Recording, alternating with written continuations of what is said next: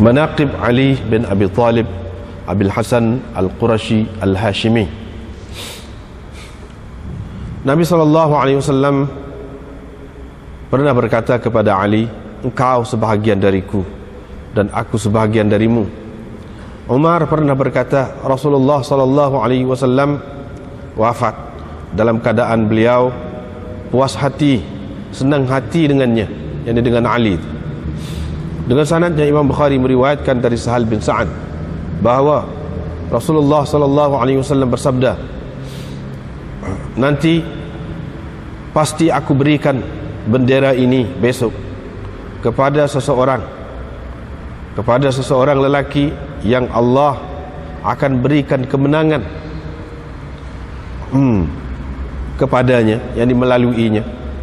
Qala fabatan nas, perawi berkata, para sahabat pun bermalam dalam keadaan mereka berbual-bual, bercakap-cakap pada malam itu, siapakah di antara mereka yang akan diberikan bendera itu. Pada keesokan paginya, para sahabat pergi kepada Rasulullah SAW semua sekali. Mereka mengharapkan agar diberikan kepadanya bendera itu. Tiba-tiba Nabi SAW bertanya, di mana Ali bin Abi Talib? Mereka menjawab, dia sakit mata. Wahai Rasulullah, baginda berkata, hantarkan orang kepadanya supaya dibawanya Ali kepadaku. Apabila Ali datang, basaqa fi ainai, Nabi SAW meludah ke dalam matanya, menyemburkan air ludahnya ke dalam matanya. Fada'a lahu, dan mendoakan untuknya, terus sembuh. Dia terus sembuh, seolah-olah tidak ada sedikit pun sakit padanya. Lalu Nabi SAW memberikan bendera itu. Ali pun bertanya, wahai Rasulullah, saya akan perangi mereka sampai mereka menjadi seperti kita kah? Baginda berkata, pergilah dengan tenang, sehingga apabila telah engkau sampai ke tempat mereka, kamu suruhlah mereka kepada Islam dan beritahu kepada mereka apa yang wajib ke atas mereka dari hak Allah dalam Islam. Demi Allah, kalau Allah memberi petunjuk dengan sebabmu kepada seorang sahaja, itu terlebih baik bagimu dari engkau mendapat unta merah. Diriwayatkan dari Salamah, katanya Ali pernah ketinggalan di belakang ataupun tidak ikut bersama Nabi SAW. Ali tidak ikut bersama Nabi SAW pergi dalam perang Khaybar. Ketika itu dia sakit mata. Dia berkata, aku akan tidak dapat bersama Rasulullah SAW. Ali pun keluar bertemu dengan Nabi SAW. Apabila petang hari itu, falamma kana masa'ul lailah, apabila dekat dengan malam yang mana keesokan paginya Allah akan memberikan kemenangan kepada orang-orang Islam, Rasulullah SAW berkata, pasti akan kuberikan bendera ini. Ataupun baginda berkata, bendera ini pasti akan diambil besok oleh seorang lelaki yang Allah dan Rasulnya kasih kepadanya. Atau baginda bersabda, seorang yang kasih kepada Allah dan Rasulnya, Allah akan memberi kemenangan kepadanya. Fa idza nahnu bi Ali, rupa-rupanya orang itu Ali. Kami tidak mengharapkannya, kami tidak menyangkalah. Sebab dia sakit mata. Faqalu hadza Ali, sahabat pun kata, ini Ali. Rasulullah SAW pun memberikan bendera kepadanya dan Allah memberikan kemenangan kepadanya. Seterusnya, riwayat dari Abi Hazim, Abdul Aziz bin Abi Hazim, dari ayahnya, bahawa ada seseorang datang kepada Sahal bin Sa'ad. Dia berkata, si fulan ini, yakni kepada gubernur ataupun pemerintah di Madinah, menyebutkan Ali yakni dengan sesuatu yang kurang menyenangkan di atas mimbar. Qala, Sahal bertanya, apa dia cakap? Qala, orang itu berkata, dia kata kepada Ali, Abu Turab. Dia kata kepada Ali, Abu Turab. Mendengar jawapan orang itu, tergelaklah Sahal bin Sa'ad. Dia berkata, demi Allah, tidak ada orang lain yang menamakan beliau begitu kecuali Nabi SAW. Nabi lah yang menamakan dia begitu, dan tidak ada baginya satu nama yang lebih disenanginya dari nama itu. Saya pun meminta Sahal menceritakan hadis seterusnya. Saya berkata kepadanya, wahai Abu Abbas, bagaimana ceritanya? Qala, Sahal berkata, Ali pernah pulang ke rumah Fatimah, kemudian keluar, lalu tidur berbaring dekat masjid. Nabi SAW pun bertanya, di mana anak pakcikmu? Qalat, yang bertanya anak dia Fatimah. Fatimah menjawab, di masjid. Nabi SAW pun keluar pergi kepadanya. Didapatinya selimut Ali telah pun terjatuh dari belakangnya, dan tanah telah mengenai belakangnya. Nabi SAW pun mula menyapu belakangnya sambil berkata, duduklah wahai Abu Turab. 2 kali baginda berkata begitu. Seterusnya riwayat daripada Sa'ad bin Ubaidah, katanya ada seorang lelaki pergi kepada Ibnu Umar.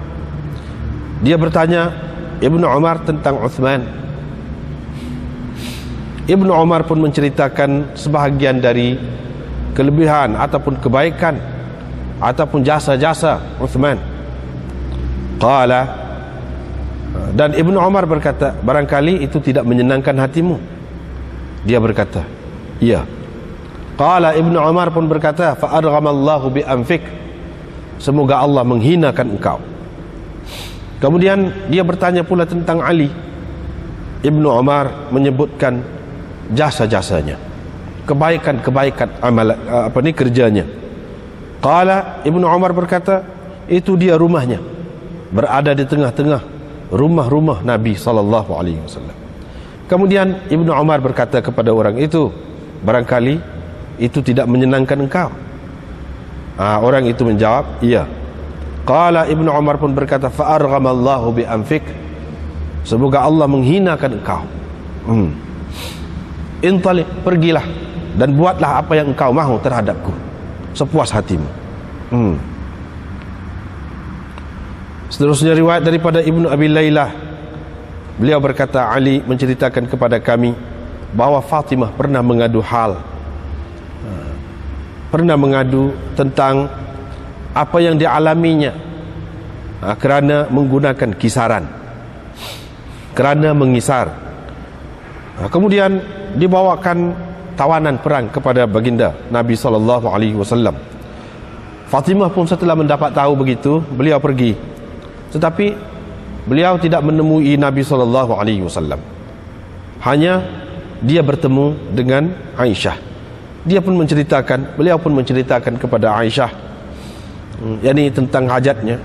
Apabila Nabi SAW pulang, Aisyah memberitahu kepada baginda tentang kedatangan Fatimah. Nabi SAW pun datang kepada kami. Ketika itu kami sudah masuk ke tempat tidur. Aku pun mahu bangun. Nabi SAW berkata, terus beradalah di tempat kamu berdua. Duduklah kamu berdua. Baginda pun duduk di antara kami, sehingga saya berasa sejuk 2 kakinya di dada saya. Waqala, dan baginda bersabda, mahukah kamu berdua aku ajarkan kepada kamu sesuatu yang lebih baik lagi daripada apa yang kamu minta itu, yaitu apabila kamu mengambil tempat tidurmu, yakni apabila kamu telah berada di tempat tidurmu, hendaklah kamu berdua bertakbir 34 kali, bertasbih 33 kali, dan bertahmid 33 kali. Itu terlebih baik bagi kamu berdua dari seorang pelayan, dari seorang pembantu. Diriwayatkan dari Sa'ad bin Abi Waqqas, beliau berkata, Nabi SAW pernah bersabda kepada Ali, tidakkah engkau senang hati menjadi kepadaku seperti Harun bagi Musa? Tidakkah engkau puas hati menjadi bagiku seperti mana Harun menjadi bagi Musa?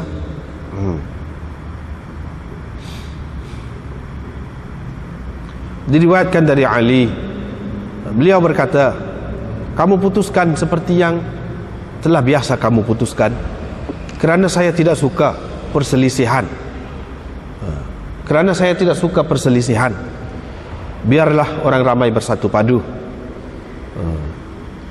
Biarlah orang ramai bersatu padu. Dan saya mati seperti mana sahabat-sahabat saya telah mati dahulu. Ibnu Sirin berpendapat bahawa kebanyakan apa yang diriwayatkan dari Ali adalah dusta. Ini bab manaqib Ja'far bin Abi Talib Al-Hashimi. Nabi SAW pernah berkata kepadanya, engkau menyerupai rupaku dan perangaiku, pribadiku. Diriwayatkan dari Sa'id Al-Maqburi dari Abu Hurairah bahwa orang-orang berkata, Abu Hurairah banyak meriwayatkan hadis. Sebenarnya aku sentiasa bersama Rasulullah SAW, sekadar kenyang perut saya. Ketika itu saya tidak makan roti dengan ada lauk, dan tidak pakai pakaian yang cantik-cantik. Tidak ada si fulanah menjadi khadam kepada saya. Ketika itu saya menekan perut saya dengan batu kerana lapar.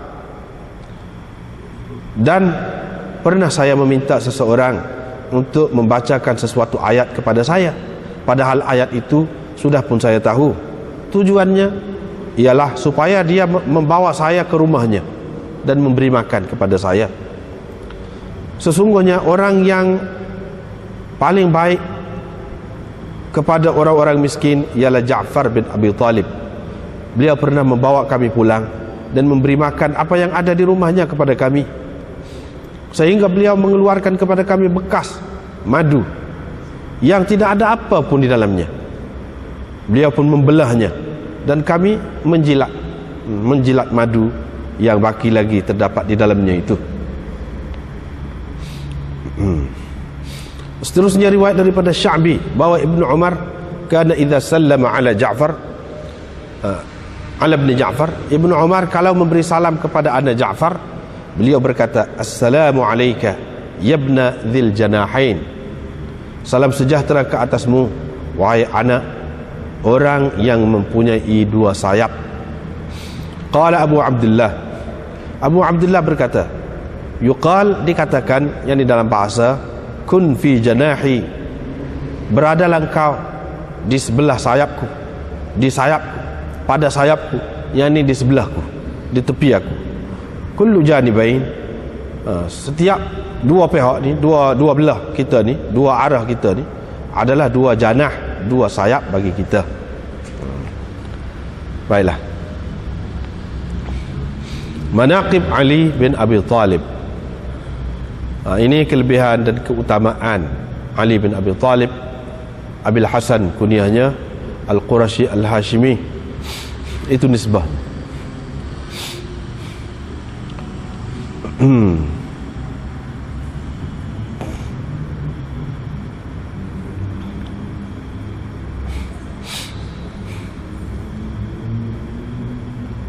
Nabi SAW pernah berkata kepada Ali, engkau sebahagian dariku dan aku sebahagian darimu. Ini menunjukkan rapatnya dengan Ali dengan Nabi SAW.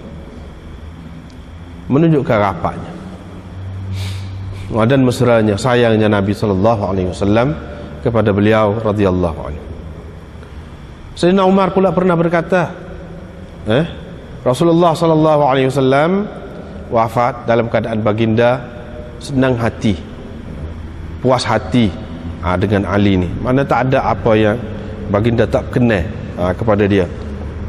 Minggu lepas kita sudah jumpa dah hak ni dia Sayyidina Umar kata dekat dia nak mati. Orang yang mana Nabi SAW kenal ataupun puas hati dengan mereka. Pada baru ni kita sudah jumpa dah. Termasuklah salah seorangnya ialah Sayyidina Ali radhiyallahu anhu.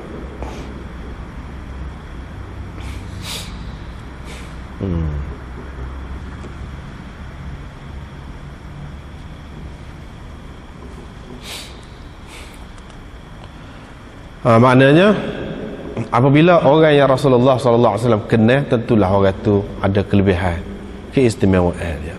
Itu hendaknya. Dan Nabi SAW telah kata siapa begitu sekali, tentulah itu satu kelebihan dan keutamaan dia. Seterusnya itu dalam tarjamatul bab dia, yakni dalam bentuk yang muallaq, riwayat muallaq. Ni pula Imam Bukhari buat mari hadis musnad dia dari Sahal bin Sa'ad. Dari Sahal bin Sa'ad.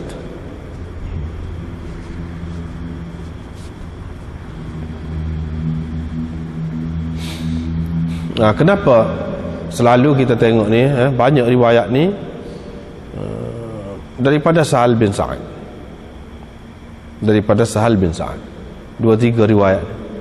Jawabnya kerana Sahal bin Sa'ad itu saudara kepada Ali, iaitu Nabi SAW mempersaudarakan dia dengan Ali. Maknanya tentu sekali dia ni rapatlah dengan Ali. Lepas tu dia cerita tentang Nabi SAW nak bagi bendera kepada satu orang yang mana Allah SWT akan bagi kemenangan kepada orang Islam melalui dia. Pada malam tu orang-orang duduk buah-buah lah, duduk kecek lah. Siapa dia agaknya Nabi SAW nak bui bertuah lah. Sebab apa? Akan dapat kemenangan melalui dia. Bila dapat kemenangan ni maknanya besar lah, hasil dia tu kejayaan. Maknanya jatuh ke tangan orang-orang Islam. Ini menunjukkan bahawa kemenangan dalam perang dan sebagainya itu satu sumbangan dan jasa yang besar bagi seseorang tu. Bila pagi, orang-orang pun pakat pergilah semua sekali kepada Rasulullah SAW dengan harapan dialah akan diberikan bendera tu. Tiba-tiba Nabi tanya, mana Ali? Mereka kata dia sakit mata, wahai Rasulullah. Qala, Nabi SAW pun kata hantar orang lah. Dia tak mari, hantar orang, biar dia bawa mari Ali tu ke sini. Bila mari, Nabi SAW pun ludah dalam dua mata dia. Ludah tu bukan makna ludah banyak, ludah seorang bomo tu lah. Ludah sikit gitu, ludah sikit-sikit, sembuh sikit-sikit, itu maknanya. Daripada sinilah orang yang bomo tu kan, dia ludah sikit-sikit tu, dia sembuh tu. Nabi SAW pun doa untuk dia. Bila doa untuk dia tu sembuh, siarlah dia. Siar tu siar macam tak ada sakit sikit pun pada dia tu. Lepas tu Nabi SAW pun builah bendera kepada dia. Dia pun tanya, nak pergi perang ni biar dia jadi sepuh kita kah? Maknanya biar Islam lah. Jadi zahirnya, adakah kita macam akan memaksa dia lah masuk Islam?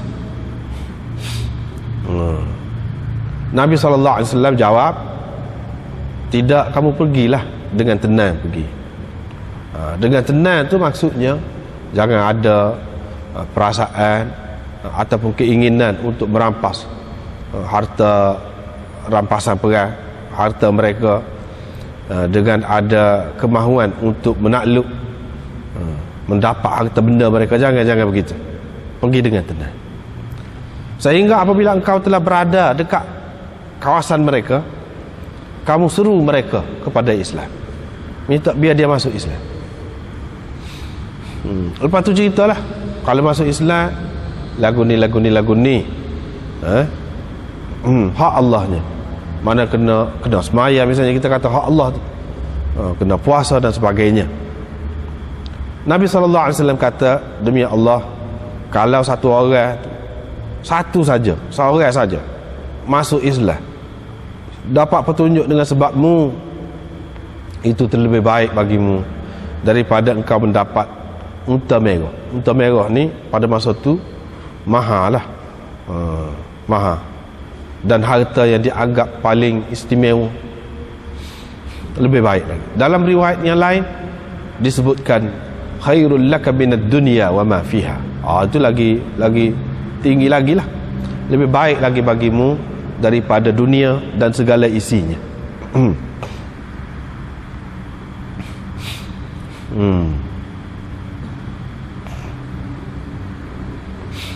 Hadis ini menunjukkan bahawa tujuan perang apa pun, nak bunuh orang itu tidak utama. Kalau utamanya nak bagi hidayat kepada dia tu. Itulah mesejnya, iaitu nak suruh orang ni dapat petunjuk, ikut agama Islam, ikut agama yang betul. Hak tu hak utamanya. Dan hadis ini juga menunjukkan kelebihan. Malah kalau dengan sebab kita orang tu masuk Islam, maka besar sekali kelebihannya. Itu di satu pihak. Di satu pihak yang lain, kalau dengan sebab kita orang tu tidak terjerumus ke dalam ajaran yang salah, orang itu tidak menjadi kafir dengan sebab kita, itu pun serupa juga, besar je pahalanya, besar juga pahala dia. Tapi moga ni tak nampak berlaku.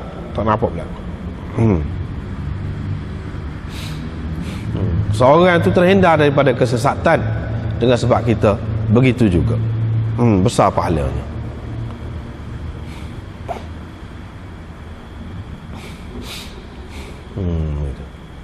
Lepas tu cerita yang sama juga ni,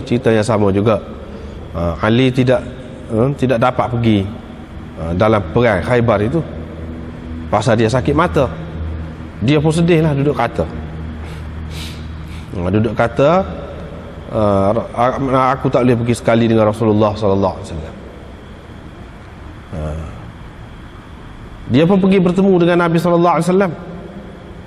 Pada petang tu Nabi kata hak tadi, maksud pada dalam riwayat tadi, petang tu, maknanya dia pergi jumpa ni boleh jadi pagi ke, tengah hari ke. Dia pergi jumpa dengan Nabi, rakyat dia sedih lah, tak boleh pergi. Bila petang, yang mana keesokannya Allah memberi kemenangan, Nabi SAW kata seperti tadilah, dia akan beri bendera ni ataupun perawinya syak, dia kata bendera ni akan dipegang besok oleh seorang yang begini-begini, sayang Allah dan Rasulnya, sayang kepadanya. Ataupun baginda berkata, ini syak perawi, seorang yang dia sayang kepada Allah dan Rasulnya. Jadi ini semua adalah kelebihan Sayyidina Ali radhiyallahu anhu, kelebihan dia. Satunya kemenangan tu di tangan dia. Yang kedua, sifat dia yang disebutkan di sini, iaitu Allah dan Rasul sayang kepadanya, kasih kepadanya. Begitu juga dia kasih kepada Allah dan Rasulnya. Bila Rasulullah SAW kata begitu kepada seseorang, bermakna orang itu ada kelebihan yang sangat besar, bukan main-main kelebihan itu. Dengan sebab itu, apa-apa yang berkait dengan Sayyidina Ali, cerita yang berkait dengan Sayyidina Ali, kita kena jaga molek. Jangan sampai merendah-rendahkan dia, jangan sampai menghina dia, tak boleh. Itu bukan cara kita Ahlus Sunnah wal Jamaah, salah macam tu. Sebab apa? Ini orang yang Allah kasih kepada dia. Kalau kita tak boleh nak selesai, kita serah kepada Tuhan. Jangan kata kadang-kadang, jangan kata tak molek kepada dia, tak boleh. Kita kena terima dia, kena sayang kepada dia. Kalau kita tak tahu, serah ke Tuhan, gitu. Jangan dikata. Sebab apa? Sebab orang-orang yang sesat di zaman dulu, di zaman mereka awal dulu, dia benci kepada Sayyidina Ali. Itulah salah satu sebab benci kepada Sayyidina Ali, seperti puak-puak Khawarij yang benci kepada Sayyidina Ali. Dan kita, kalau kita tengok di sini, memang jelas sahabat-sahabat ni. Sayyidina Umar kata molek kepada Sayyidina Ali. Hubungannya sangat baik lah dengan Sayyidina Ali. Tidak ada kata tak molek tu, tak ada.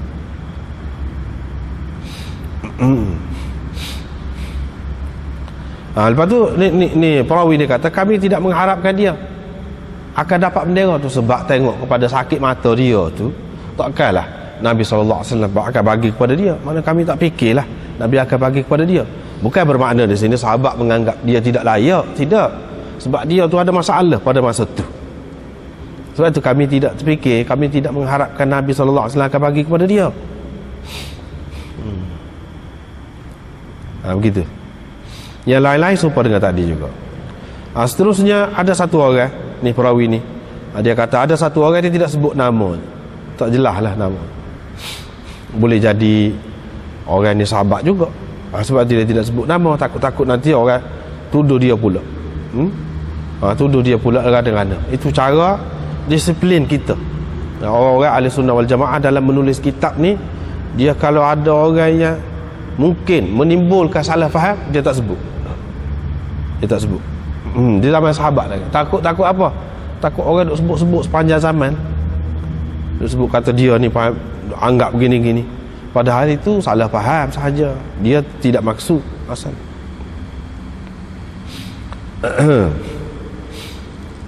Orang tu pun kata, dia kata si fulan tu Amir, yang ni pemimpin ataupun gubernur di Madinah, duduk kata tak molek ke Ali ni di atas mimbar.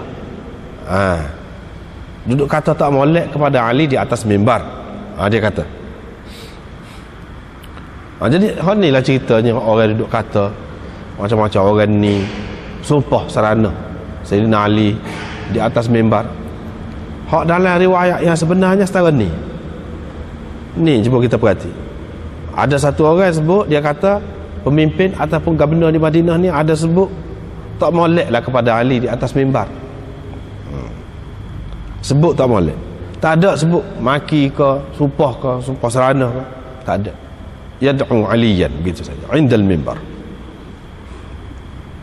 Sahal bin Sa'ad pun kata, dia kata kan, tak molek tu, sebut tak molek tu, dia kata kan. Dia kata, dia pun kata, orang tadi kata, dia kata Abu Turab kepada Sayyidina Ali, Abu Turab. Sahal pun suka. Abu Turab tu dia kata bukan orang lain yang bui nama tu, Nabi SAW yang bui. Nama tu, nama dia paling kenal sekali tu, kata dia. Hak dia paling kenal sekali. Itu bukan sebut tak molek tu. Sebab sebut tanah-tanah kan. Jadi boleh jadi orang suka tak molek lah kait dengan tanah tu. Jadi perawi ni kata saya pun minta supaya Sahal itu meneruskan lagi cerita dia. Saya pun kata, wahai Abu Abbas, lagu mana ceritanya, buat apanya? Lagu tu Nabi namakan dia dengan Abu Turab tu. Dia kata gini, Ali pernah masuk, balik ke rumah lah, jumpa dengan Fatimah. Lepas tu dia keluar. Dia keluar daripada rumah dia, pergi tidur baring di masjid. Dalam riwayat yang lain, mana disebut adalah sedikit perselisihan di antara dia dengan Fatimah. Seperti mana biasalah berlaku di antara seseorang dengan isteri dia tu, biasalah. Adalah sikit sebanyak. Orang kata lidah dengan gigi, ketik jajaran. Lidah dengan gigi semua duduk dekat kan? Duduk dekat. Lepas duduk guna sama. Waktu ni pun duduk guna sama. Adalah tu ketika tu. Terketik orang kata. Dia pun pergi tidur di masjid. Nabi SAW pun pergi rumah dia, dia tanya, mana anak pak cikmu? Mana sepupumu? Anak pak cikmu. Jadi padahal mana anak pak cikmu? Padahal bukan anak pak cik lah. Ni mana jadi mana? Pak cik tu maknanya Abu Talib. Pak cik. Anak pak cik tu maknanya anak kepada Abu Talib lah.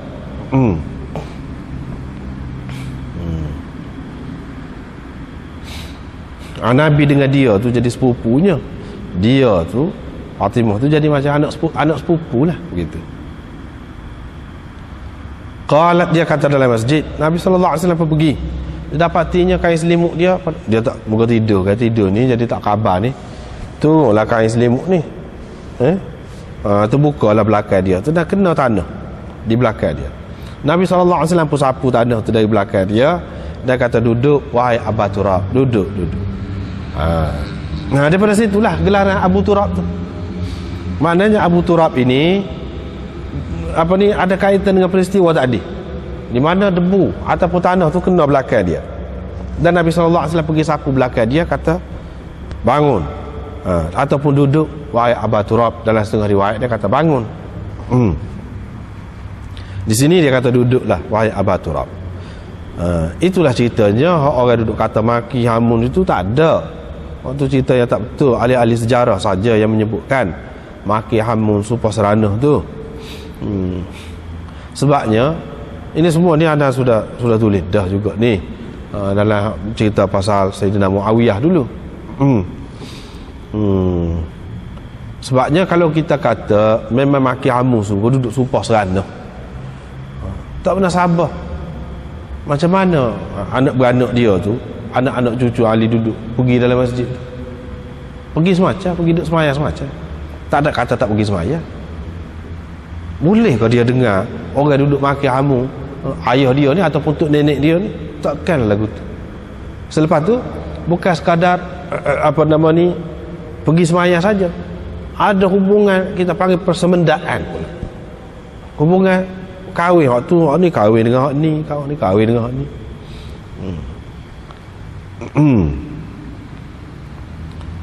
Dengan pemerintah pada masa tu, ataupun dengan anak-anak pemerintah, dia ada perhubungan pula ni, anak cucu Sayyidina Ali dengan anak cucu pemerintah, ataupun dengan pemerintah tu sendiri. Takkanlah dia boleh biarkan maknanya berkahwin antara satu dengan yang lain. Kalau sekiranya orang duduk kata gini kau tok nenek kita, tak boleh, tak pernah sabar. Sedangkan itu semua berlaku. Cumanya musuh-musuh ni dia ambil peluang lah. Dia kalau ada butik sikit lah, macam ni lah, macam ni, dia heret tu dia buat cerita banyak. Padahalnya jelas dah dalam hadis ni. Orang tu keliru, dia ingat kata lagu tadi tu maknanya kata tak molek kepada Sayyidina Ali. Sedangkan itu bukan tak molek, bahkan gelaran itu disukai, paling disukai oleh Sayyidina Ali. Di mana ada sumpah seranahnya sebut tak moleknya? Tak ada. Jadi orang tu sebut dalam setengah-setengahnya, setengah-setengah kitab dia letak atas apa ni? Fulan Al-Amir ini, Amir Madinah ni, iaitu Marwan. Disebutkan Marwan yang duduk maki Hamun Sayyidina Ali ni kata. Padahalnya kalau kita terima Marwan, kalau kita terima gini dia kata, dia ada sebut Ali, dia ada yad'u Aliyan, dia ada sebut Ali. Maksud sini sebut kira-kiranya tak molek lah di sisi dia yang tak tahu tu. Bila dia sebut kepada Sahal bin Sa'ad dia kata gana, dia kata lagu ni, kalau lagu tu tak ada gapo tu, itu keliru.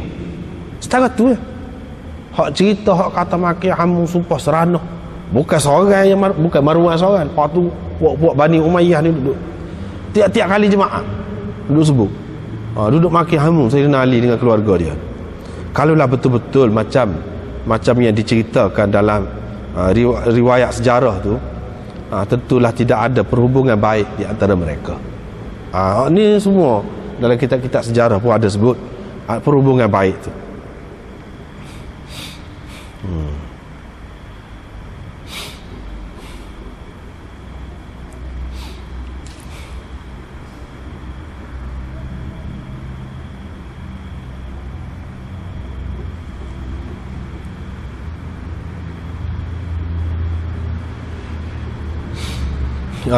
Hadis ini juga, riwayat ini juga menunjukkan bahawa gelaran ni Abu Turab ni, kunyah yang diberikan ni, dia tidak semestinya menunjukkan hakikat orang tu. Mana biasa juga disebutkan tanah ni sebagai hina, rendah. Tak semesti begitu. Boleh jadi ada kesesuaian dengan sebab-sebab tertentu. Misalnya dalam peristiwa ni belakang dia tu kena debu. Sebab tu disebut Abu Turab. Sebab sekarang ni dalam bahasa Arab sekarang ni Abu Sya'ar dia kata. Abu Sya'ar tu ke dia? Wa Mu'tal. Tempat dia tak ada. Bukan makna wa Mu'tal tu maknanya isteri dia tak molek, bulu. Kulit dia je bulunya. Isteri dia molek. Tidak makna kita kata tak molek. Cuma ada kesesuaian dari satu-satu sudut. Sebab itu diberikan nama begitu. Bukan makna benda tu tak molek, tidak. Situ keliru.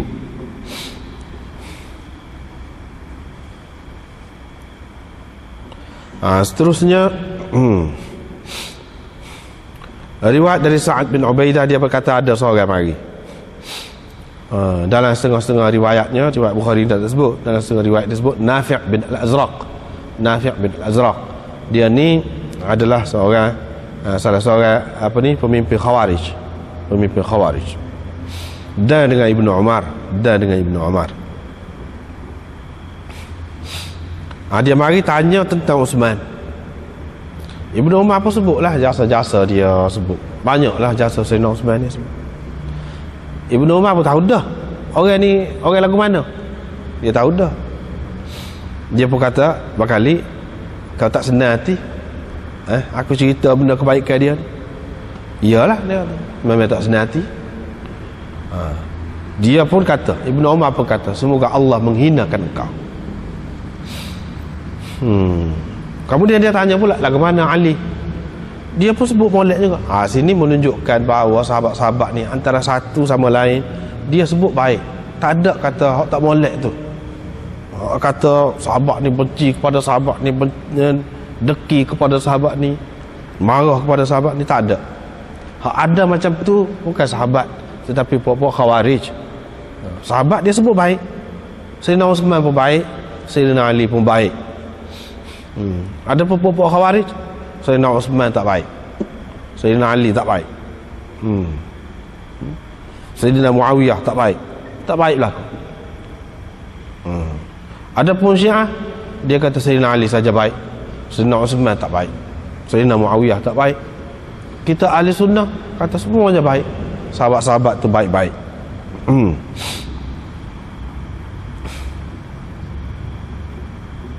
Dia sebut kebaikan Sayyidina Ali pula. Tu rumah dia tu, kata dia tu rumah dia. Maknanya ketika dia duduk ni cakap ni, nampaklah rumah. Tu rumah dia duduk tengah di antara rumah-rumah Nabi sallallahu alaihi wasallam. Tengah. Kedudukan rumah tu saja pun memberi satu keistimewaan dah. Kemudian Ibnu Umar pun kata, "Bakali kamu tak suka bakali tak? Rayak, aku duduk rayak kelebihan dia gini-gini, kebaikan dia ni." Dia kata memang tak suka. Tak suka. Dia pun kata, "Arghaballahu bi anfik." Semoga Allah menghinakan engkau. Maknanya puak-puak Khawarij ni, dia punca kesesatan dia nya gapo? Dia tak saya pakai jamaah. Itu dia puncanya. Jamaah orang panggil. Jamaah sahabat ni tak ada bagi dia, tak ada nilai. Tak saya pakai. Sebab tu punca dia ni. Kalau kita tengok puak-puak Khawarij ni yang menentang Sayyidina Ali ni dengan arti pemerintah Sayyidina Ali tidak sah ke apa ni, tak ada seorang pun sahabat masuk balik dia. Seorang pun sahabat tak ada masuk balik dia. Dia dengan pandai-pandai dia, dengan fikiran dia, akal dia, buat keputusan sendiri, tafsiran sendiri. Dia tak tanya berguru dengan sahabat yang telah berguru dengan Rasulullah sallallahu alaihi wasallam secara langsung. Tak sih. Itu penyakit dia. Penyakit puak-puak Khawarij.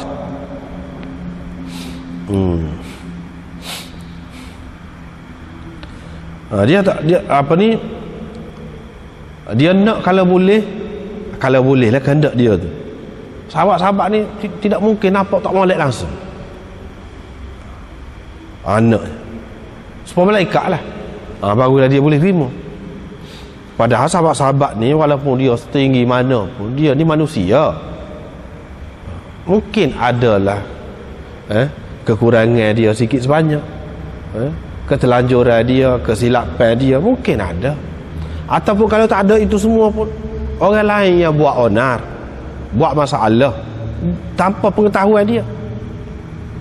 Dia tak tahu, tapi berlaku semasa pemerintahan dia, orang kaitkan dengan dia. Jadi seseolahnya kalau sahabat ni merintah, tak mungkin ada semua tu. Itulah kira-kiranya kehendak dia. Mana boleh lagu tu. Siapa-siapa merintah pun lagu tu. Siapa-siapa merintah, kalau dia sendiri pun merintah, lagu tu juga.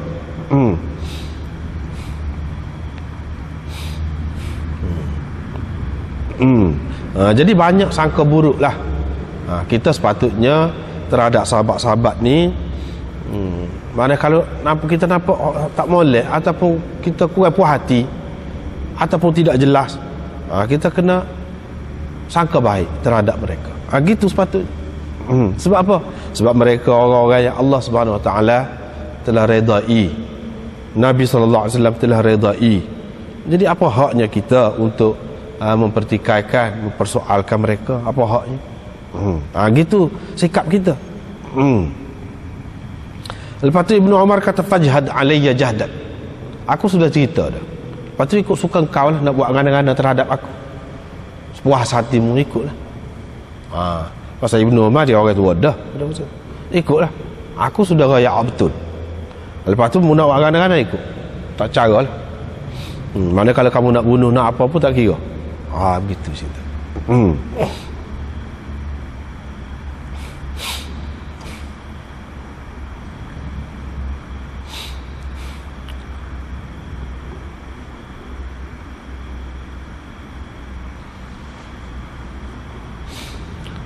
Seterusnya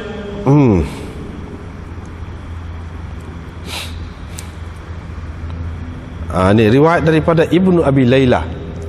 Kalau kata Ibnu Abi Layla dalam kitab-kitab hadis ini maksudnya Abdurrahman bin Abi Layla.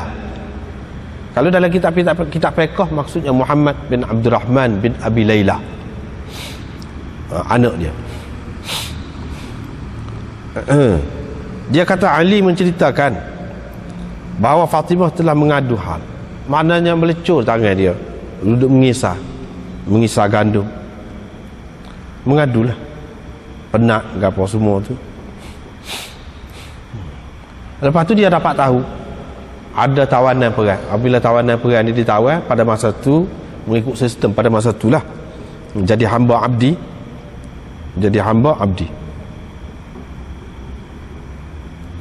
Dibawakan kepada Nabi sallallahu alaihi wasallam tawanan.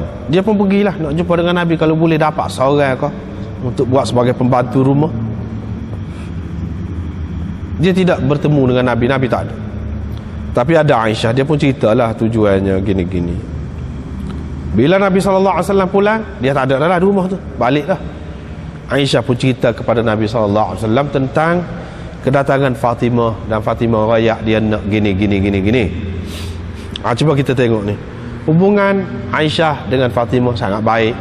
Tidak seperti mana yang disebutkan oleh puak-puak Syiah yang mengatakan Aisyah ni dendam, benci kepada Fatimah. Begitu juga Fatimah tidak percaya kepada Aisyah. Tidak ada itu semua, tidak ada. Bahkan Fatimah percaya kepada Aisyah. Dia rayak kepada Aisyah, hajat dia, maksud dia. Dan Aisyah rayak molek pula kepada Nabi SAW. Tak ada apa-apa.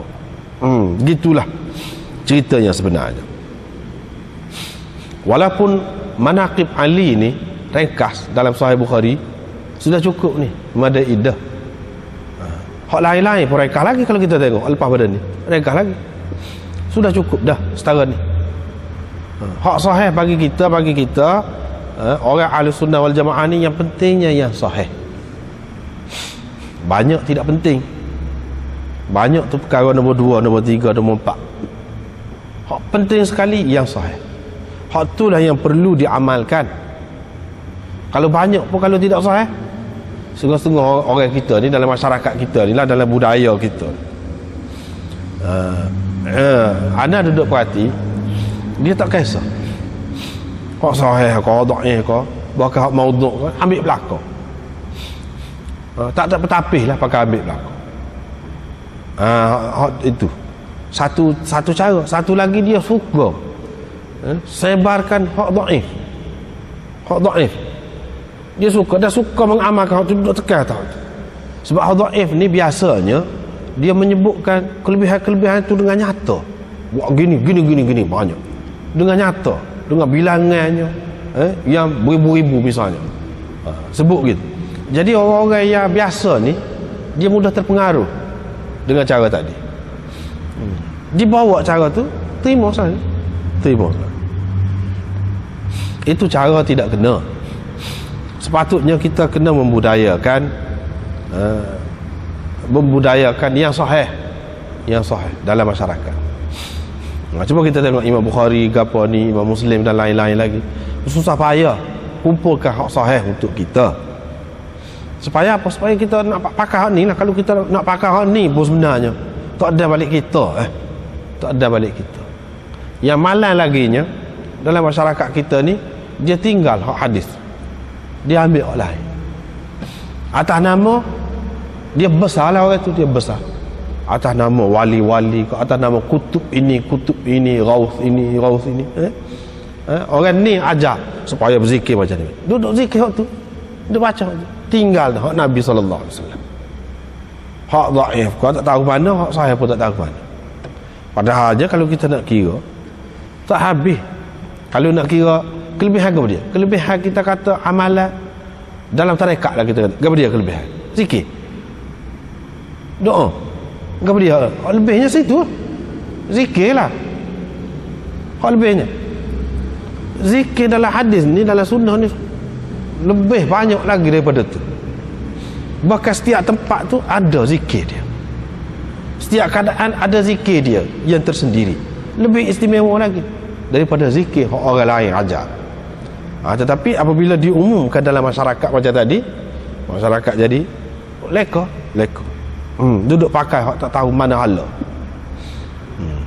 Padahal dia kata kita mengikut sunnah, kita mengikut jamaah.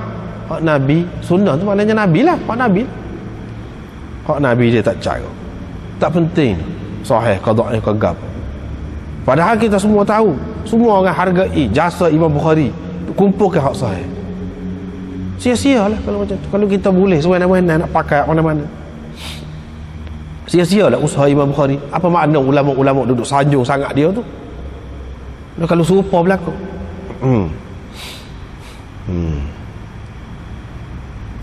Itulah maknanya hak Nabi SAW ajar, hak tu yang sahih, hak itulah yang kita kena pakai, kita kena budayakan. Kebanyakan dalam masyarakat kita ni hak tak tahu menahu. Ada pun hak dhaif kalau ada. Hak sahih banyak lagi dia tak pakai.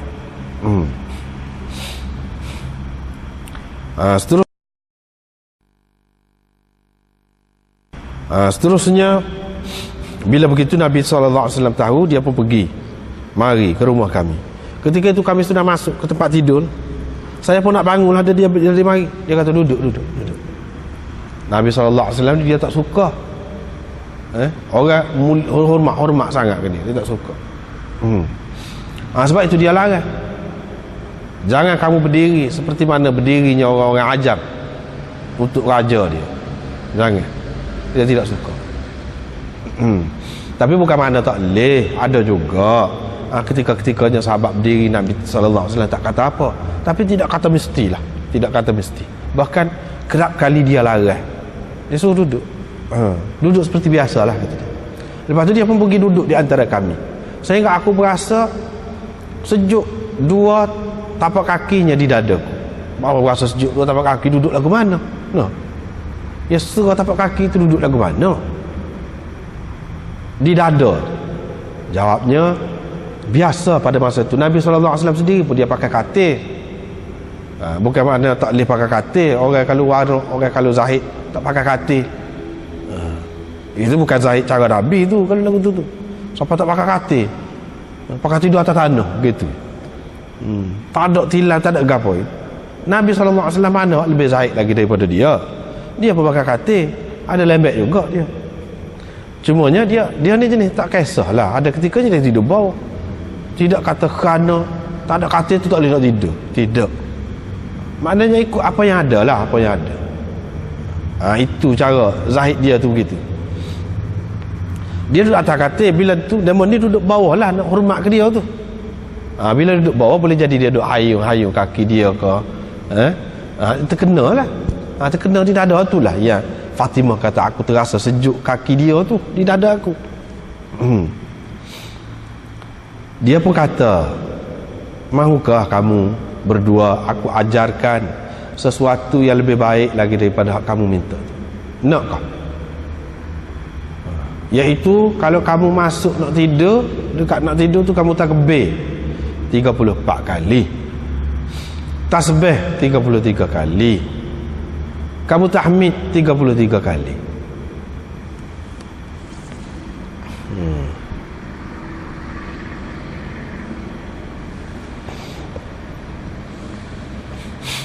Itu terlebih baik bagi kamu berdua dari pembantu. Terlebih baik bagi kamu berdua daripada pembantu.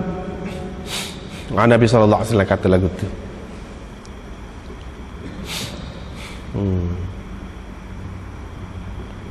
Jadi aku nak ajar dia.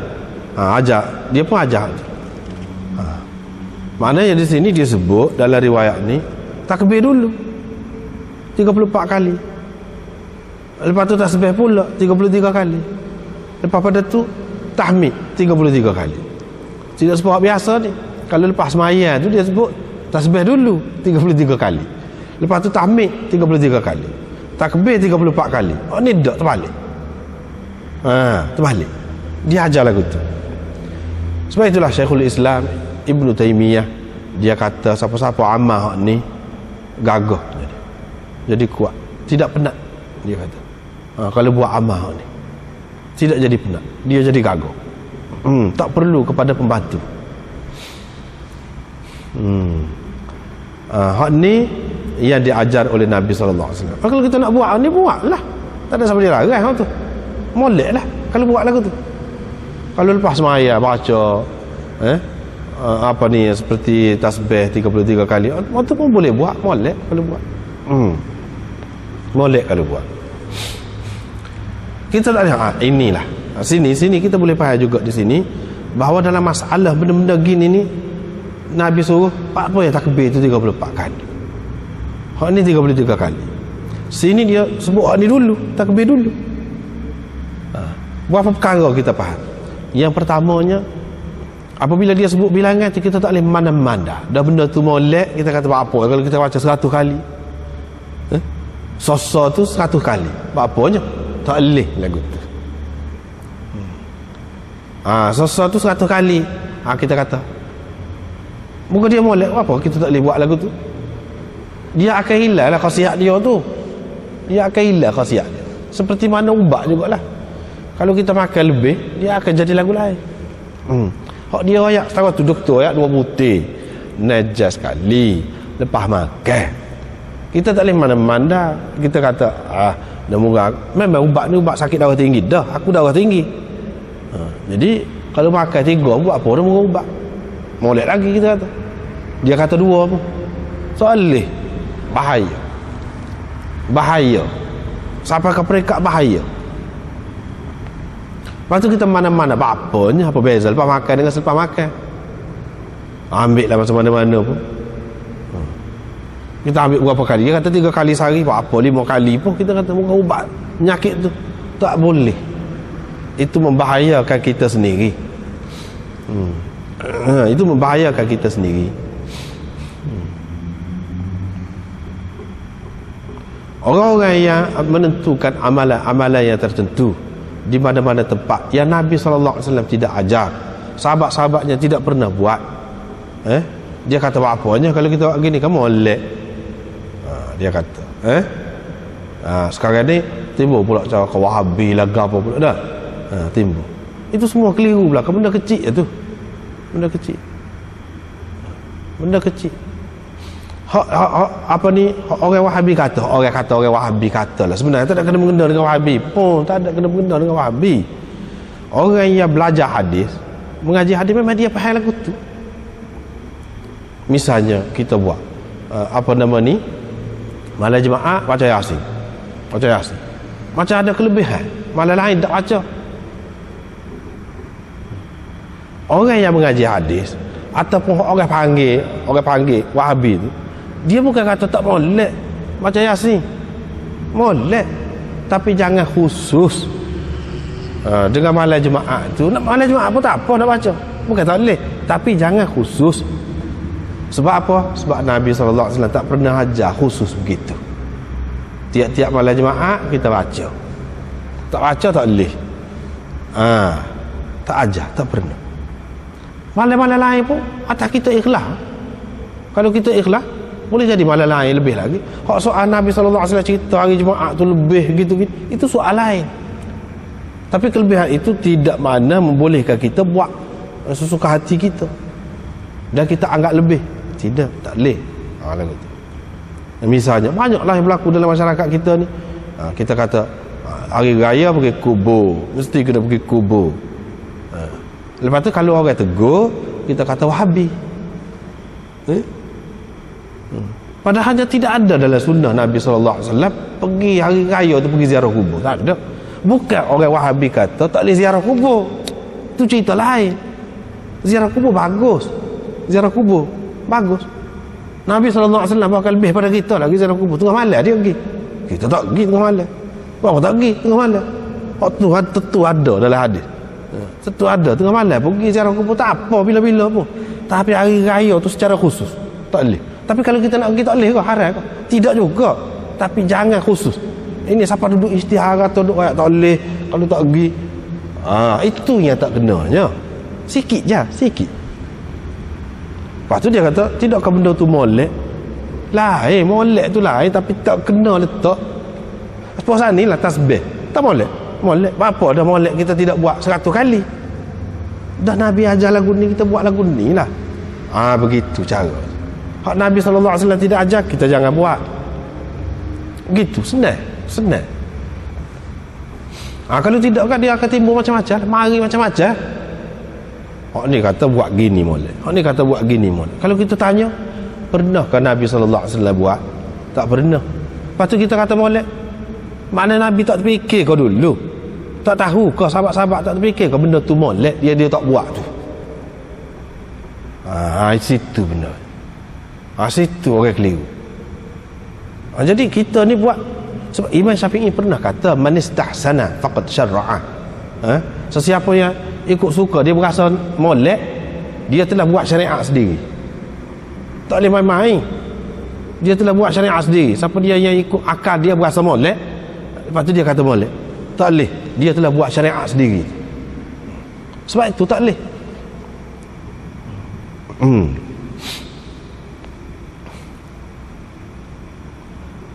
Gitu. Kalau nak kira benda-benda yang kecil itu tak padan nak sebut, tak padan nak sebut tu, bahawa ni sesak kah? Kalau orang tidak tahlil, sesak kah? Wajib kah tahlil tu?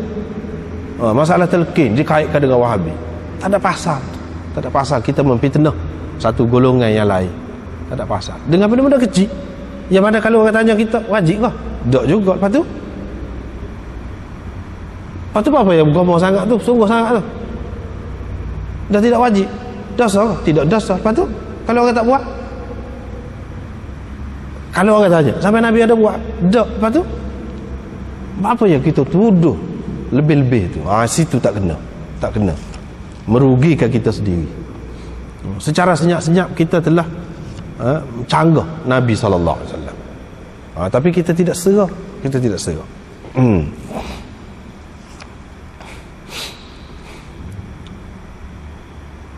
Banyaklah dalam masyarakat kita ni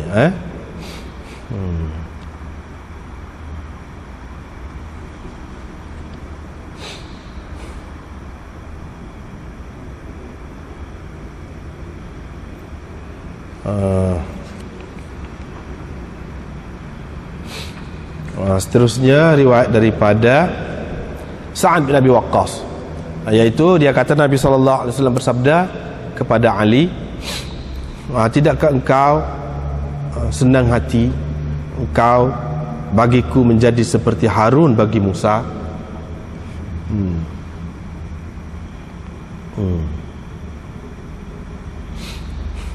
Ini Nabi SAW kata gini dalam peristiwa Nabi SAW nak pergi ke perang Tabuk. Dan Nabi SAW suruh Sayyidina Ali jaga ahli keluarga dia. Duduk tak segi. Lepas tu orang-orang munafik pun kata Nabi SAW tak pergi ni ada sesuatu tak molek ni pada Sayyidina Ali ni. Orang duduk sebar gitu. Sayyidina Ali pun pergi. Bila Sayyidina Ali dengar gitu, dia pun ambil senjata dia pakai pergi jumpa dengan Rasulullah SAW. Ketika itu Nabi SAW sedang berhenti di Juruf. Dia berkata, wahai Rasulullah, orang-orang munafik kata begini-gini. Nabi SAW kata mereka dusta, tak betul. Sebenarnya aku tinggal engkau di belakang tu, tak boleh pergi tu. Molek kamu balik semula, kata dia. Jagalah ahli keluarga kita. Nabi suruh dia jaga ahli keluarga. Lepas tu Sayyidina Ali merasa tak sedap juga. Lalulah Nabi SAW kata begini, kamu tak puas hati kah kamu bagi aku jadi seperti Harun bagi Musa? Nabi Musa dulu ketika nak pergi bermunajat dengan Allah SWT di Bukit Tur Sina, dia pesan kepada Harun suruh jaga umat dia, suruh jaga umat dia. Maknanya bukan kata kelebihan ni pada pergi sekali itu saja. Kelebihan ni dalam melaksanakan tugas masing-masing. Walaupun tak pergi perang pun tak apa, asalkan menjalankan tugasnya sendiri. Lalu Sayyidina Ali pun tak pergilah, tak apalah tu. Tak pergilah sebab Nabi SAW kata begitu. Ya, jadi masalahnya sebab tu dalam kitab ni tepi ni dia ada sebut ni. Tepi ni dia ada sebut. Golongan Syiah dia kata ini hadis ini menjadi dalil bahawa Ali lah yang berhak menjadi khalifah selepas Rasulullah SAW. Sebab Nabi kata, tidakkah engkau puas hati engkau bagi aku jadi seperti Harun bagi Musa? Jadi seperti mana Harun itu mengganti Nabi Musa, maka sepatutnya Sayyidina Ali ini jadi pengganti kepada Rasulullah. Dia kata gitu. Ini cuba kita baca tepi ni. Jawapan dia ni nombor berapa? Nombor 3, nombor 2 Hasyiah nombor 2. Kita ambil tengah tu, tidak nak baca semua. Bagi pihak orang ni, ulama-ulama ahli sunnah, dia kata tak betul tu berdalil dengan ni. Sebab Nabi Musa suruh Nabi Harun ganti dia semasa dia hidup, masa dia nak pergi munajat. Bukan cerita lepas mati ni. Sebab kalau kita nak cerita banding Ali dengan Harun, tak kena kalau untuk selepas mati. Sebab Nabi Musa mati dulu, Nabi Harun mati dulu lagi daripada Nabi Musa. Mati dulu lagi. Sedangkan Sayyidina Ali tidak mati dulu daripada Nabi SAW. Lepas pada tu Nabi SAW bukan suruh Sayyidina Ali saja ganti dia. Untuk semayah jadi Tok Imam, Nabi SAW suruh Ibnu Ummi Maktum ganti dia jadi Tok Imam. Apakah sesiapa boleh membuat kesimpulan bila Nabi SAW lantik dia sebagai pengganti untuk jadi Tok Imam ni, makalah dialah yang layak jadi khalifahnya pula. Tak ada siapa dia faham lah untuk Ibnu Ummi Maktum. Padahal dia khalifah juga kalau kita nak kira, pengganti Nabi juga ketika Nabi SAW tak ada tu. Begitu juga Sayyidina Ali, Nabi SAW suruh dia jaga keluarga. Bukan bermakna di sini disebutkan lepas mati dia jadi khalifah, tak ada tu waktu tu.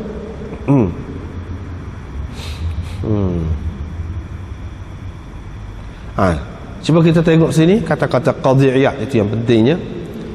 Qala al-Qadhi Iyad, هذا مما تعلقت الروافض وسائر فرق الشيعة في أن الخلافة كانت حقا لعلي وإنه وصله بها فكفرت الروافض سائر الصحابة بتقديمهم غيرهم. وزاد بعضهم فكفر عليا لأنه لم يقم في طلب حقه، وهؤلاء أسخف عقلا وأفسد مذهبا من أن يذكر قولهم.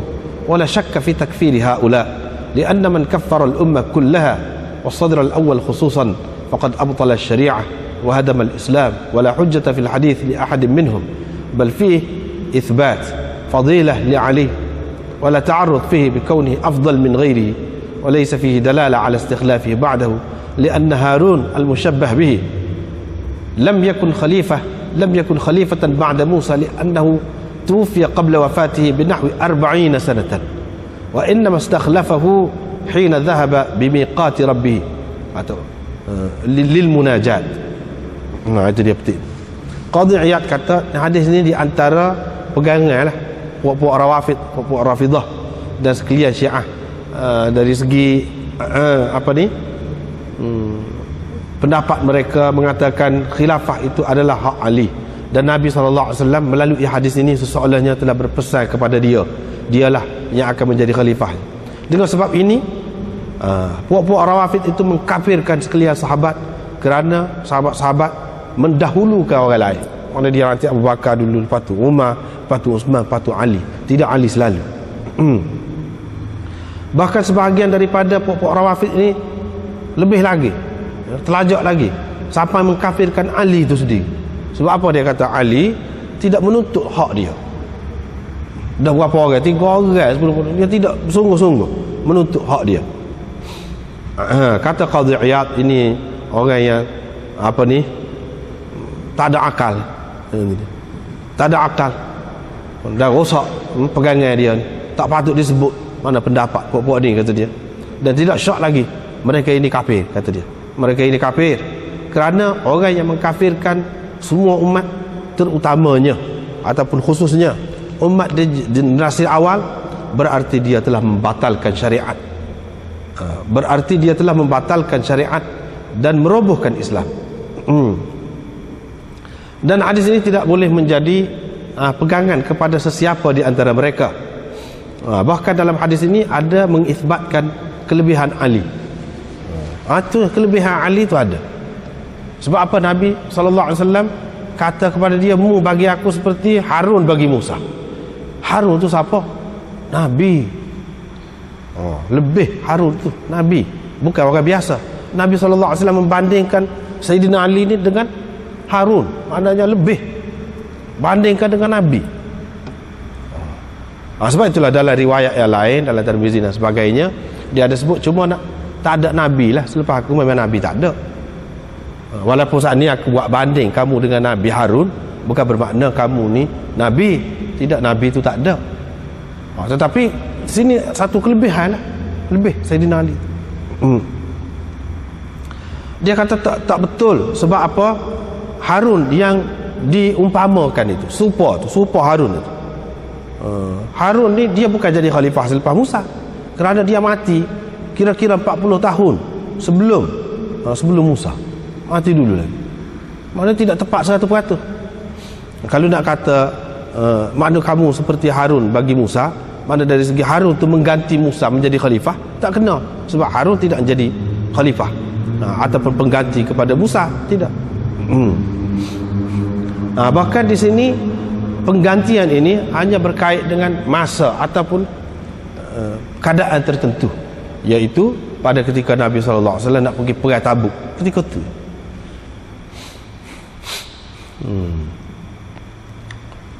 Seterusnya riwayat daripada Abidah dari Ali, dia berkata, kamu putuskanlah seperti mana kamu putuskan sebelum ni lah. Kamu buat keputusan, kamu putuskan hukum seperti hak dululah. Kerana saya tidak suka berselisih pendapat, perselisihan berlaku, supaya orang ramai ini bersatu padu, sehingga aku mati seperti mana sahabat-sahabatku dulu, Abu Bakar, Umar, Uthman dan lain-lain lagi mati. Aku nak mati lagu itulah dalam keadaan umat ni tidak pecah belah, bersatu padu. Apa ni Sayyidina Ali kata gini, kamu hukumlah seperti hukum dulu. Gini ceritanya. Mula-mulanya Sayyidina Ali di luar ni pun ada, dalam Hasyiah ni pun ada, dia sebut. Mula-mulanya Sayyidina Ali berpendapat supaya Sayyidina Umar, supaya dengan orang lain lagi, ramai lagi, bahawa Ummul Walad ni dalam sistem hamba dululah. Kalau seseorang itu dia ada hamba perempuan, dia bersetubuh dengan hamba perempuan tu sampai boleh anak, maka perempuan tadi, hamba tadi, orang panggil Ummul Walad. Jadi asalnya Sayyidina Ali serupa dengan Sayyidina Umar dan orang-orang lain mengatakan Ummul Walad ni tak boleh dijual. Kalau seseorang tu dia ada Ummul Walad, dia tak boleh jual Ummul Walad dia tu. Tidak seperti hamba yang bukan Ummul Walad, boleh jual. Ni hamba Ummul Walad tak boleh jual. Lepas pada tu Sayyidina Ali ni berpendapat lagu lain pula. Dia kata boleh pula. Dia kata boleh pula. Di sini di luar dia cuba tengok nombor 3. Ketika itulah Abidah kata, saya pun kata kepadanya, pendapat engkau seorang dan pendapat Umar dengan sekumpulan sahabat yang lain ramai itu lebih saya suka daripada pendapat engkau seorang, kata dia. Dulu pun kau pendapat lagu tu juga. Lalulah Sayyidina Ali kata seperti ni, kalau lagu tu kamu putuskan hukum supaya dululah, kata dia, sebab saya tak suka jadi pecah, jadi berselisih pendapat. Supaya apa? Supaya orang ni jadi bersatu padu, kata dia. Dan saya mati seperti mana sahabat-sahabat saya mati dulu. Dia kata begitu. Ibnu Sirin berpendapat bahawa kebanyakan hadis yang diriwayatkan dari Ali adalah dusta. Ibnu Sirin berpendapat kebanyakan hadis yang diriwayatkan dari Ali adalah dusta. Ini menunjukkan pendapat salah seorang tabi'in yang mana amat tahu tentang hadis-hadis palsu yang telah dibuat atas nama Sayyidina Ali ini sangat banyak, ratusan ribu hadis atas nama Sayyidina Ali dan Ahlul Bait, anak beranaknya, sangat banyak. Sebab itulah Ibnu Sirin kata, Ibnu Sirin ni kita kena ingat, dia ni di antara perawi, di antara ulama yang mana syarat dianya kalau riwayat hadis baru boleh riwayat hadis kalau ingat lafaz dia. Riwayat dengan makna pun tak boleh bagi dia. Kita faham maksud dia, lepas tu kita nak buat ayat kita sendiri, tak boleh mengikut pendapat dia. Dia kata kebanyakan Imam Bukhari buat mari pendapat Ibnu Sirin di akhir ni, dia nak tarik perhatian kita lah. Jadi saya buat mari sesoalannya, dia nak kata saya buat mari tak banyak mana ni manaqib Sayyidina Ali, tak banyak pun bagi kita sudah cukup. Tidak perlu hak banyak, kalau hak banyak tu hak palsu ataupun hak dusta, kerana kebanyakan yang diriwayatkan dari Ali itu adalah dusta, banyak tak betul, karut. Dia tak kata apa lagu tu, tiba-tiba orang kata dia kata.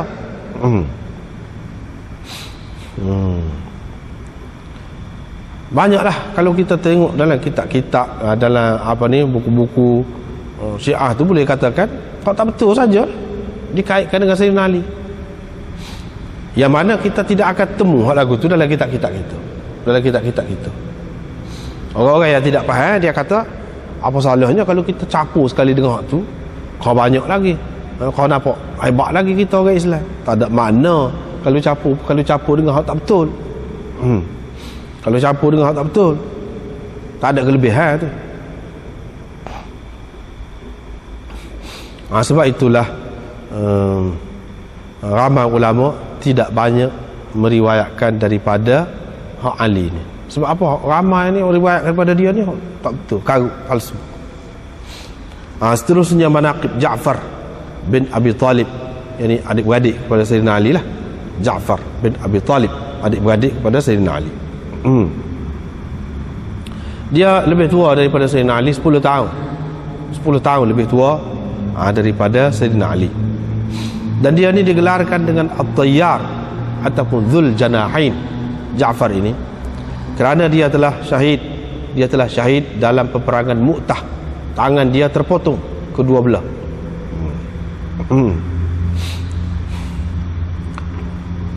Nabi SAW pernah berkata kepadanya, engkau menyerupai rupaku dan pribadiku.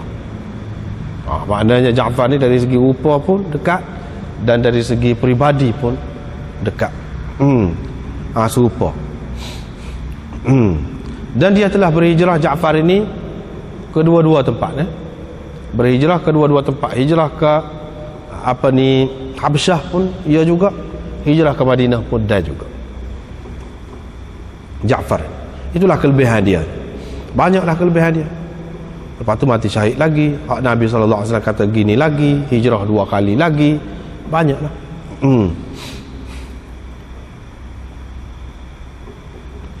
Diriwayatkan dari Abi Hurairah bahawa orang duduk kata Abu Hurairah di banyak riwayat hadis.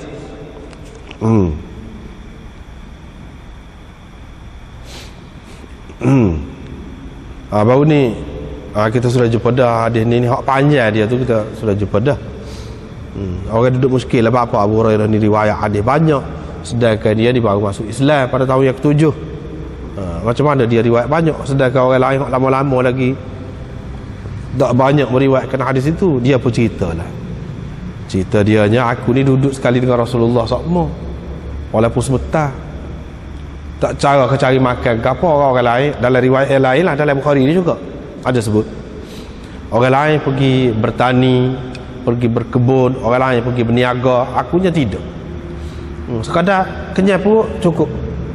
Lepas tu makan roti pun tidak berlauk, pakaian pun tak ada macam-macam, apa yang ada saja. Pada masa dia cerita ni, apa ni, dia sudah ada khadam ni, lelaki dan perempuan, adalah khadam dia. Pada masa tu kata dia tak ada sepulan tu, pulanah ni tak ada. Maknanya aku sorang. Dia pun ceritalah mana keadaan dia semasa belajar tu, semasa dengan Nabi SAW dulu. Maknanya dia ikat perut, pelekatkan batu di perut dia tu kerana lapar sangat. Dengan pelekat perut tu maknanya tahan sikit lah lapar. Pernah dia kata, ni sebagai pengalaman pelajar lah ni, pengalaman pelajar. Dia kata aku tanya, minta satu-satu orang sahabat tu baca satu ayat. Padahal ayat tu dia kata aku ingat dah, tahu dah. Tujuannya bila-bila tanya tu, kalau dia ajak pergi lah ke rumah dia, mujur. Maknanya gitu.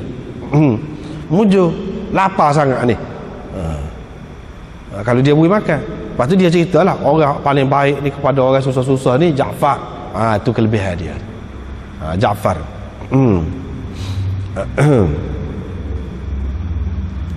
Sebab itulah salah satu gelaran dia ni orang panggil Abul Masakin, bapa kepada orang miskin.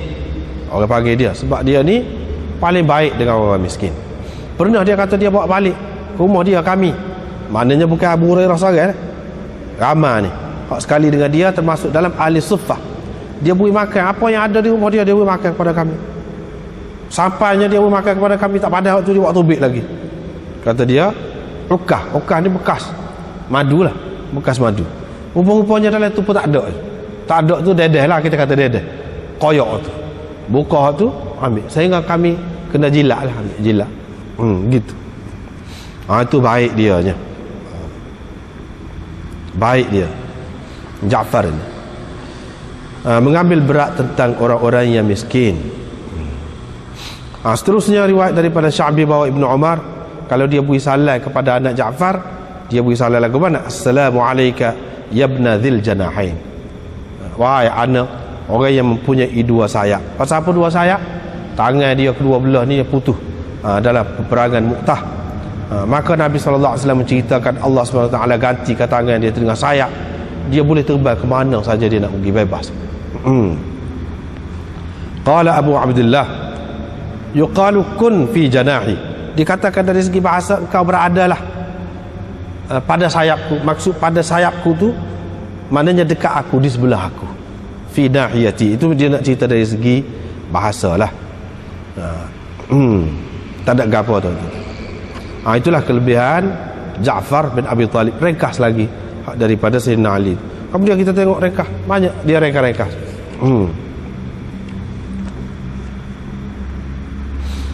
Jangan pula kita terpengaruh dengan puak-puak Syiah. Dia kata Imam Bukhari tengok, kalau manaqib Sayyidina Ali dia bubuh sikit, Ja'far dia bubuh sikit. Dia tak tengok orang lain pun sikit juga, orang lain pun sikit juga. Sebab apa? Tidak menepati syarat dia. Kalau kitab-kitab lain banyak lagi. Sebab apa? Syarat Imam Bukhari ni tinggi. Hak maudhu' tu jauh sekali nak masuk, dia tak akan masuk. Hak dhaif pun tak ada. Hak sahih pun kalau bab sahih gitu tak masuk lagi. Sebab tu sikit pun dia kira memadai. Memadai. Bagi orang yang nak buat, tak payah kita tawar dengan banyak royak pahala sekian-sekian banyak. Tak perlu. Sikit pun sudah memadai dah. Sebab kita kata bulan puasa kan, royak kelebihan malam ni gini-gini semayang, kelebihan ni malam gini. Setengah-setengah orang tu kerana nak tu dia semayang, pergi semayang. Tapi bagi orang yang tahu hadis hak sahih, iaitu sesiapa yang buat ibadat, man qama ramadhana imanan wa ihtisaban ghufira lahu ma taqaddama min dhanbi, misalnya cukup dah hadis tu, pakai hak sahih tu cukup. Kalau dia nak buat, dia buat pada dengar tu. Tak payah sebut bukan-bukan. Saya enggak jadi kita ni semayang satu malam tarawih pun lebih daripada nabi-nabi lagi. Mana boleh lagu tu. Senang je. Serupa dengan orang mati syahid orang berapa kali. Oh senang lagu tu. Itulah yang tak betul. Kemudian cerita tentang Abbas bin Abdul Muttalib. Sekat itulah dulu. Wallahu a'lam.